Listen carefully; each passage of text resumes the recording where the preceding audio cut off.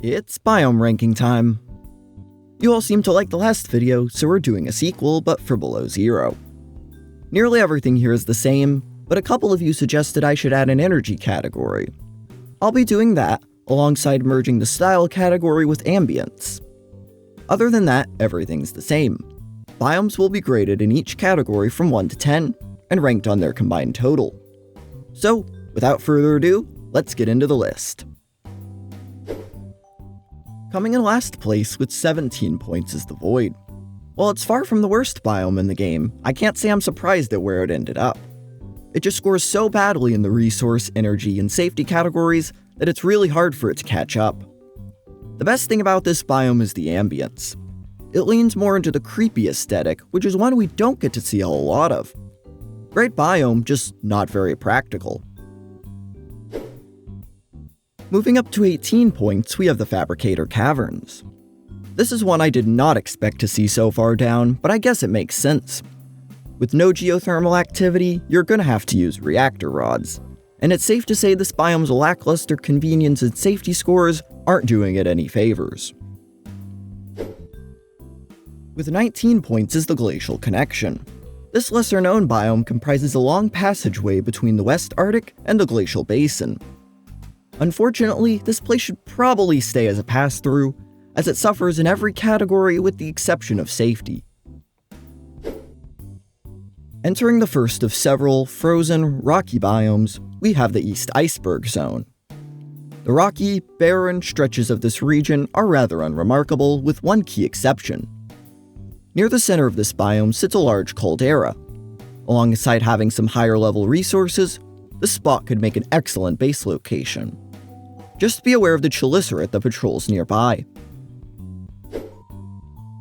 The Arctic kelp caves are one of the most difficult biomes to set up a base in.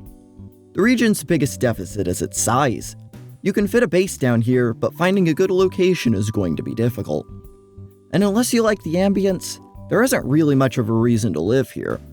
There aren't all that many resources, and finding thermal geysers in the right spots can be tricky. It's a great biome to explore, but probably somewhere you shouldn't live. While the kelp caves are small, dense, and full of life, the world edge is the exact opposite. Massive stretches of land chock full of titanium, and not much else. It's pretty safe, assuming you don't accidentally stick a toe in the void, and it's also close to some important areas. But then again, you could just live in the important areas. They're way nicer anyway. Coming in with 25 points is the West Iceberg Zone.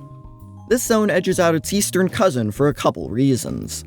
First, it's the shallower of the two biomes, making solar panels just a little bit more effective. It also lacks a chelicerae, gaining it a few more points in safety. Moving up to 26 points is the Glacial Basin. The sheer diversity of this biome makes it an explorer's paradise. From frozen rivers to icy tunnels, this biome has a plethora of places to go. The region scores quite well in energy and ambience, which helps compensate for the low convenience and limited resources. Also with 26 points are the Arctic Spires. This biome is the perfect encapsulation of a frozen wasteland. It's barren, remote, and ever so slightly foreboding. If you're brave enough, you can find a plethora of resources unearthed by the iceworms, and energy will never be much of a problem. The region's biggest drawback is its convenience. It's just so remote that getting back to the main part of the map can become a real hassle. Oh, and the iceworms aren't super friendly either. Heading back towards the coast, we have the Glacial Bay, with 27 out of 50 points. The biome's biggest assets are its safety and limitless solar energy. The aesthetic is also quite unique, but there's not much else to say on this one. Sandwiched between a massive ice sheet and the ground below is the Sparse Artic. While this may be yet another barren ice biome, it has a few advantages over the others. These mainly being slight improvements in the convenience, ambience, and energy categories. Tied with 27 points is the deep Twisty Bridges. This is probably the first dangerous biome you will come across, and it holds some valuable resources to boot. Power collection is straightforward with multiple hydrothermal vents, and this biome is one of the best looking in the game. If you decide to move here, beware of the squid sharks and spiky traps, which can quickly become lethal. If you want to move somewhere a bit less hectic, consider the Glacial Forest. Safety is on par with the Glacial Basin, while the biome struggles the most in resources and convenience. The frost acacias make this one of the most beautiful land biomes, but if you think it's nice during the day, then just wait until the sun goes down. Also at 28 points is the Lilypads. This is one of the most beautiful biomes in the game. From the lilypads on the surface to the root systems below, there's always something to see. The biome's also in a good location, but is hurt the most in resources and energy. Also of note are the squid sharks, which can ambush you if you're unprepared. But if you're willing to go through the trouble of setting up a nuclear reactor, then this could be a very good option. The icebergs are among the game's more forgotten locations, but they make for an interesting base spot. Perched high above the frigid waves, your only real danger is being ambushed by a chelicerate while getting in and out of the base.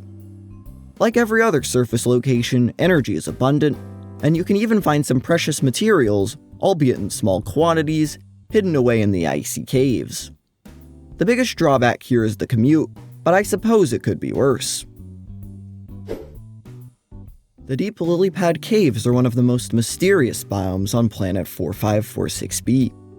The presence of cotton anemones and flowering spores gives the cave system a pinkish hue, and the music does a good job at setting the atmosphere. As for power, reactor rods should be easy enough to get, with only the lead needing to be outsourced. The lowest scores are convenience and safety, but as long as you stay away from the spiky traps, you should be fine. On the far side of the Delta Island are the purple vents. One of the most recognizable biomes, the vents score very well in convenience, ambience, and energy. A lone chelicerate can be found here, which does knock the safety score. And besides lithium and quartz, you are going to have to look elsewhere for most resources. Tied with the purple vents for 32 points is the Arctic Kelp Forest. This is one of the safest biomes in the game, with virtually no predators to speak of. Convenience also ranks well, while energy is a 6 out of 10. Unfortunately, the smaller scale of the Arctic kelp prevents it from having the same great ambience as its Subnautica counterpart, and the area is mostly lacking in resources. Moving up to number 5, we have the Delta Island. Convenience, safety, and energy enable this biome to be so high up on the list. Unfortunately, where it falls short, it does so greatly, having relatively limited resources and a landscape that's nothing to write home about. Next is the Twisty Bridges, garnering 34 points. This is probably where most people build their base, and it isn't surprising why. This is one of the best biomes in the game, scoring high in ambience while remaining safe and convenient. Energy can sometimes be a concern, but solar panels are still quite effective in the shallower regions. Its biggest drawback is resources, but it is a starter biome after all, so this does make sense. In third place, with a score of 35 points, is the Crystal Caves. This is the only biome out of either game to get a perfect score in 3 categories, and you can see why. Everything from the music to the fauna comes together perfectly, and this place is simply beautiful. The biome excels in resources, containing almost anything you'd ever need, and hydrothermal vents within the large fissures provide ample power. The biggest drawbacks are quite obvious. The biome sits in a cave over 600 meters down, and the shadow leviathans can quickly kill you if you aren't prepared. Beating out the Crystal Caves for second place is the Tree Spires. From vent gardens to chelicerates, this place has everything and more. It's one of the best resource hotspots in the game, containing lots of quartz, alongside other precious materials. And while it loses out to the Crystal Caves in terms of sheer ambience, it more than makes up for it in convenience, as well as being a degree safer. As one of the most well-rounded biomes in the game, it absolutely deserves this rank. Finally, with a grand total of 40 points, is the Thermal Spires. I was not expecting this place to win, but the numbers don't lie. The thermal vents sit close to the map's center, giving them a great convenience score.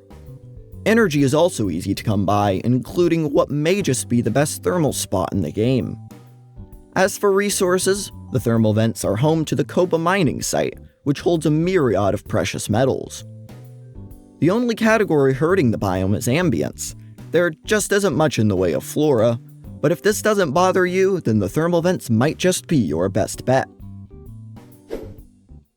Let's take a look at some of the winners in each category. Safety was led by the World Edge, Delta Island, and Arctic Kelp, with the Icebergs not far behind. In convenience, the Thermal Spires win, with 10 points, followed by the Delta Island and a three-way tie between the Twisty Bridges, Arctic Kelp, and Purple Vents. The Crystal Caves and Void both scored full points for ambience, while the Lilypads and Deep Lilypads Cave finished with 9 each.